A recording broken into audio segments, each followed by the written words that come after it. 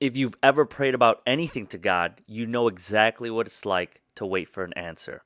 There's a devotional in the Bible app we're going through today called Losing Hope While Waiting for an Answered Prayer, and this is day one.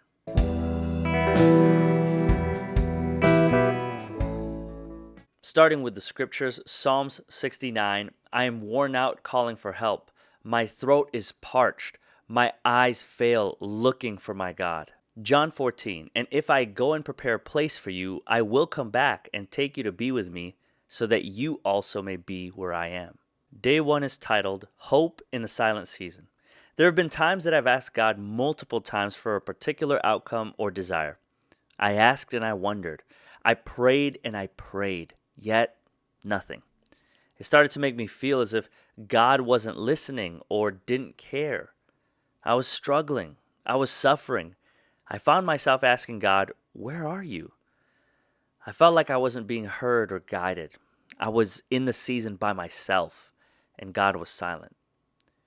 I remember years ago desiring to start teaching online. I asked my supervisor, but I was denied. I decided to still teach for the school, and a couple of months later, I decided to move due to a life change. I was out sick one week, and I vividly remember God telling me, ask them to let you teach online when you leave. I immediately said to God, what? Where did that come from? I didn't have the courage, but I asked anyway. Little did I know that my superior supervisor had brought up the option of me teaching online the first time I applied. However, my then immediate supervisor didn't want me to. However, I had a new immediate supervisor, and she was all for it. I had to wait until the former supervisor left and be replaced for God to answer my prayer.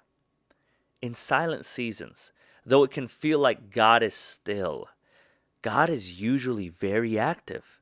He is preparing you and, most of all, preparing that desire you have to come to fruition. God is preparing the place for you. Don't move too quickly and miss your blessing and or go out of his timing to receive your blessing. Be patient.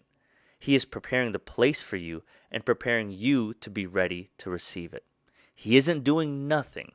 He is doing much more than you could even imagine. Here's the reflection for the day. Write down times God has answered a prayer for you before in your life. How did it come? When did it come? Was it better than you thought it would be? Sometimes we forget all He has already done for us. One answered prayer that I'll have for the rest of my life. My wife was pregnant and she was in her 35th week, 34th, going on her 35th week of pregnancy, and full term being 40.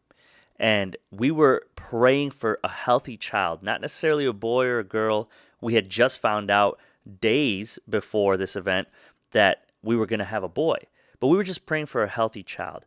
And like I said, days later after that gender reveal, we find out that my wife is going into labor. And so we get checked out, or she gets checked out, and it's really happening, and she was going to give birth. And so she gave birth 5 weeks early. And because of the premature condition of our son, he had to stay in the hospital for 12 days. Now, that might not seem a lot to you, but to us, it felt like forever. It felt like an eternity. And he had some complications that they needed to attend to. And so we prayed every day. We visited him every day. We saw him. And some days were very hard because we had to see him and we couldn't touch him. And seeing him attached to all that machinery was like heartbreaking. It made your heart ache and sad because you knew in the moment there wasn't more you could do for him than pray. But we trusted God. We waited for God to move and heal him and to use doctors, nurses, and all the people that helped out to help him. And now he's been home. He's healthy. He's thriving. He's heavy. He's smiling. And we get to enjoy him, and we couldn't be more grateful. If you have a testimony like that, or anything, what you feel like is small or large, great or insignificant, share that testimony in the comments. The answered prayers that we've all been able to experience in our own different ways because we're all at different parts of our lives, it matters when you can share. It encourages somebody. I encourage you to share your testimony. God bless you. I'll see you for day 2.